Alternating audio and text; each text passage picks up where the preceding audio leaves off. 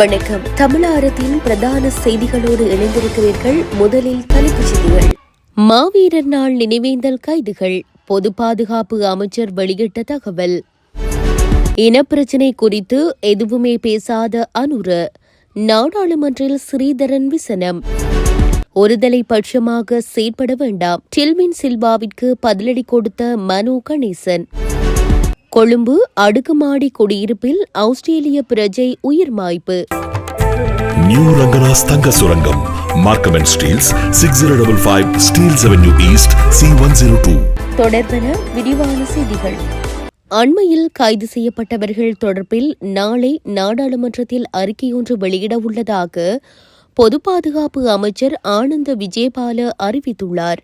இனவாதத்தை தூண்டி நாட்டை தீக்கிரையாக எவருக்கும் இடமளிக்கப்பட மாட்டாது எனவும் பொது பாதுகாப்பு அமைச்சர் மேலும் தெரிவித்துள்ளார். குறித்த விடயங்களை இன்று நாடாளுமன்றத்தில் உரையாற்றும் போது பொது பாதுகாப்பு அமைச்சர் ஆனந்த விஜயபால குறிப்பிட்டுள்ளார். விடுதலை புலிகளின் தலைவர் வேலுப்பிள்ளை பிரபாகரனின் புகைப்படங்கள் மற்றும் காணொளிகளை சந்தேக நபர்கள் முகப்புத்தகத்தில் வெளியிட்ட குற்றச்சாட்டின் பேரில் கடந்த சில நாட்களில் 3 கைது செய்யப்பட்டுள்ளனர். கைது செய்யப்பட்ட சந்தேக நபர்கள் மருதாம்னே, சுன்னாகம் மற்றும் பத்தேகம பிரதேசங்களைச் சேர்ந்த 28, 35 மற்றும் 45 வயதுடையவர்கள் என காவல்துறையினர் தெரிவித்துள்ளனர்.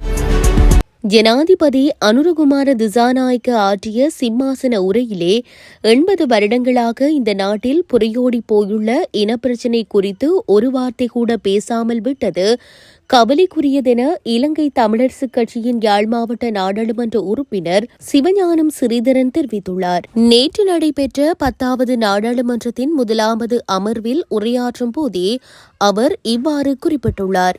இங்கு தொடர்ந்தும் உரையாற்றிய அவர், நாங்களும் ஒரு ஆயுத விடுதலை போராட்டத்தினூடாக எங்களுடைய உரிமைகள் தொடர்பான ஜனநாயக ரீதியான போராட்டங்கள் ஆயுதமுனை கொண்டு மழுங்கடிக்கப்பட்ட போது எங்களுடைய இளைஞர்கள் துப்பாக்கி தூக்க வேண்டிய நிர்பந்தத்திற்கு உள்ளாக்கப்பட்டார்கள். ஜனாதிபதி ஆற்றிய உரையின் சாராம்சத்திலே தமிழ் மக்களுக்கான ஒரு தீர்வு முயற்சி என்ற விடயம் பேசப்படாமல் போனது துரதிர்ஷ்டவசமான விடயமாக பார்க்கின்றோம். இந்த நாட்டின் கடன் சுமைக்கான காரணம் சொந்த சகோதரர்கள் மீது நீங்கள் நடத்திய யுத்தம் காரணமாக வாங்கிய கடன்களும் இந்த நாட்டை வங்குரோத்து நிலைக்கு கொண்டு சென்றுள்ளதென அவர் தெரிவித்துள்ளார்.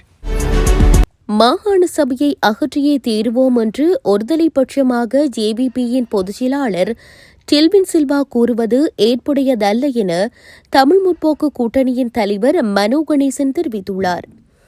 மாகாண சபை தொடர்பில் அவர் வெளியிட்ட ஊடக அறிக்கையிலேயே மேற்கண்டவாறு கூறியுள்ளார். இது தொடர்பில் அவர் தெரிவித்துள்ள அறிக்கையில் குறிப்பிடப்பட்டுள்ளதாவது, மாகாண சபை என்பது வேறு, சம உரிமை என்பது வேறு என்பதை ஜேவிபியின் பொதுச் செயலாளர் டில்வின் சில்வா தெரிந்து கொள்ள வேண்டும். மாகாண சபை என்பதை நாம் ஏற்க மாட்டோம். ஆனால் இன்றைய மாகாண சபை முறைமை என்பது தமிழ் மக்களின் போராட்டங்களால் கிடைக்கப்பெற்றது. ஆகவே அதை நாம் எதிர்க்கவும் போவதில்லை என ஜனாதிபதி அனுரகுமார திசாநாயக்க கடந்த தேர்தல்களுக்கு முன் என்னிடம் நேரடியாக கூறியுள்ளார்.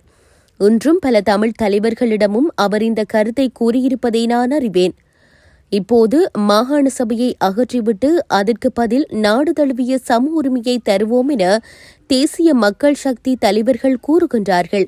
சம உரிமை வருவது நல்லதே, ஆனால் சம உரிமை என்பது வேறு, அதிகார பகிர்வு என்பது வேறு என அந்த அறிக்கையில் குறிப்பிடப்பட்டுள்ளது. செய்திகள் யாவும் நிறைவடைகின்றன. மேலதிக செய்திகளை அறிந்து கொள்ள www.tamilaram.com எனும் இணையதளத்தை பார்வையிடுங்கள்.